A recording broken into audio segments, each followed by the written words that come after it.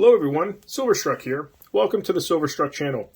In my last video, I posted a full stack collection of my Engelhards. And in a video like that, I like to mention that if I miss anything or you see something I don't see, please chime in. I do a lot of research on these bars, but I hadn't gotten around to really researching these too much, and I should have, really. So I'd like to thank a couple community members that chimed in. First one I'd like to thank is Skullstacks. Skullstacks has a very good channel, a lot of vintage bars, a lot of rare Engelhards on his channel.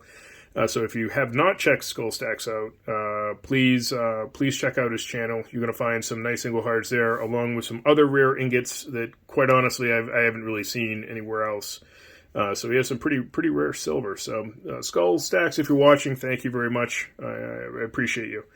And another person I'd like to thank is my friend Mike Stewart, who emailed me after viewing the video and said, "Hey, you've got error bars, and you should take a closer look at each ingot that you have." So I thank you, Mike. Mike's the gentleman who gifted me that half-ounce Engelhard Prospector, that 1985 half-ouncer to help me along with my collection on those. So both great members of the community. Thank you both, and I really appreciate your chiming in. So when I purchased these bars, they're from my LCS. I did a limited amount of research, just enough to know that these are Tier 2 rarity. And I talk about the tier in rarity quite a bit. That comes from allingohard.com. They have a rarity scale from 1 to 5, 1 being the highest, 5 being the lowest. And so these are right up there in a Tier 2 rarity. These bars are known as third series of the 5-digit variety, so they have 5 serial numbers right here. They're poured bars circa 1972, which is pretty cool. So they are older vintage bars,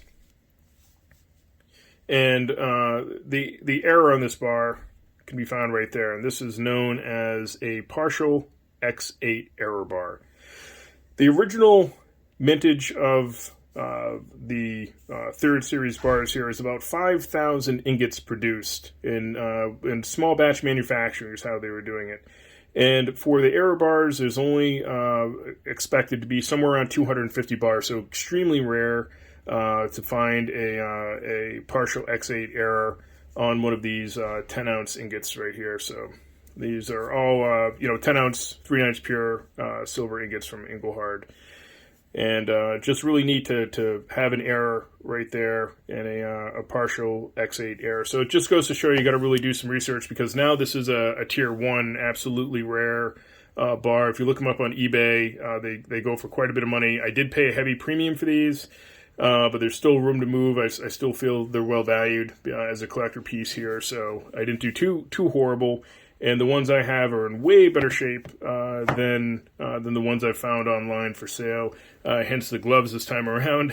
And also, these have been living in plastic bags, and they're going to continue to have to get used to living in plastic bags. I don't want to damage these at all. These have beautiful pour lines and just beautifully inconsistently made bars from the 1970s. So really cool error bar. Thank you guys for helping me out identifying that.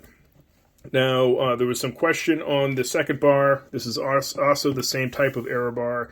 And you can see the serial number is quite similar, 11480. And, I mean, check out the differences here. And, it looks like a crater, it looks like a meteor came down and smacked this one right on the Engelhard logo. And you can see the partial X8 is higher on this bar. But let's see if I can get you a close-up right there. If you look below the partial X8, you're going to see actually what looks like another X8, but it's not. It's a partial Y9. So this bar is kind of a double error bar in a way. It's a partial X8 with a partial Y9 underneath.